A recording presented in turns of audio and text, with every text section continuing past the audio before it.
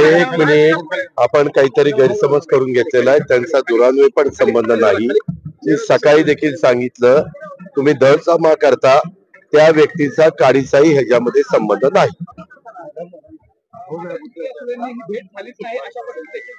मी तुम्हाला सांगितलं ना, या संदर्भामध्ये आता विधानसभेच्या निवडणुका ह्या महत्वाच्या आहेत. त्या संदर्भामध्ये धचा मा करण्यात आलेला आहे. त्यांचा राजकारणाशी काडीचा संबंध नाही.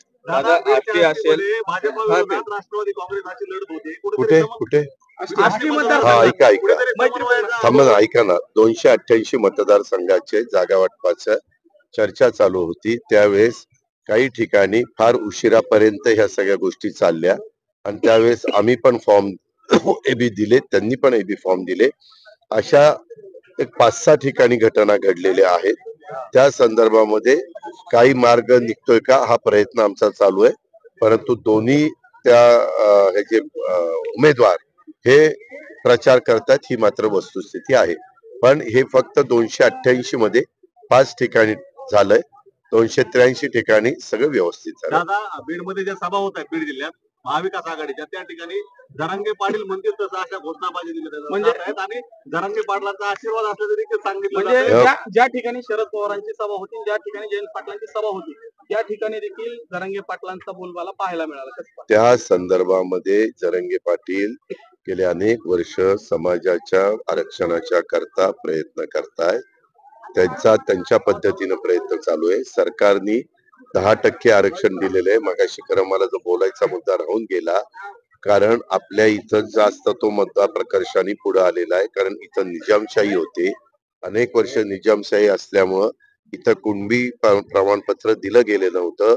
जे विदर्भातल्या अनेकांना मिळालं, जे कोकणातल्या अनेकांना मिळालं, जे उत्तर महाराष्ट्रातल्या अनेकांना मिळालं, पश्चिम महाराष्ट्रामध्ये पण काही प्रमाणामध्ये मिळालं. प्रश्न राहिला फक्त मराठवाड्याचा. मराठवाड्यामध्ये त्यांनी आंदोलन केल्यानंतर आम्ही कागदपत्र तपासून त्या ठिकाणी काहींना सर्टिफिकेट दिलं. त्यामध्ये आपण जवळपास काही लाख लोकांना आपण तशा प्रकारची सर्टिफिकेट दिली. त्या लोकांचा मराठवाड्यातला फायदा झाला. त्यांना आरक्षण मिळाल्यामुळे ओबीसी मध्ये त्यांनी भरतीच्या मध्ये त्यांना त्याचा बेनिफिट मिळालेला आहे. मात्र जरांगे पाटलांचं नाव घेऊन कुठेतरी जे विरोधक असतील ते या ठिकाणी जातीय समीकरण जुळून आणण्याचा प्रयत्न करतायत का, सामाजिक वातावरण बदलण्याचा ते राजकीय वापर ऐका ना, त्याच्यामध्ये कुणी नाव घेतलं तरी शेवटी जरांगे पाटील हे त्यांची भूमिका मांडण्याच्या करता सक्षम आहेत. त्यांनी पहिल्यांदा काही गोष्टी सांगितल्या, त्यांनी मुलाखती पण घेतल्या. त्यांनी नंतर सांगितलं की मी आता माझे उमेदवार जाहीर करीन. पुन्हा ते म्हणले की आता मी ह्याच्यातनं विड्रॉ करतो, मी ह्याच्यात भानगडीत पडणार नाही, सगळ्यांनी फॉर्म मागे घ्या, नंतर आपण ठरवू कुणाला पाठिंबा द्यायचा कुणाला नाही द्यायचा. आणि प्रत्येकाला संविधान आहे डॉक्टर बाबासाहेब आंबेडकरांचं.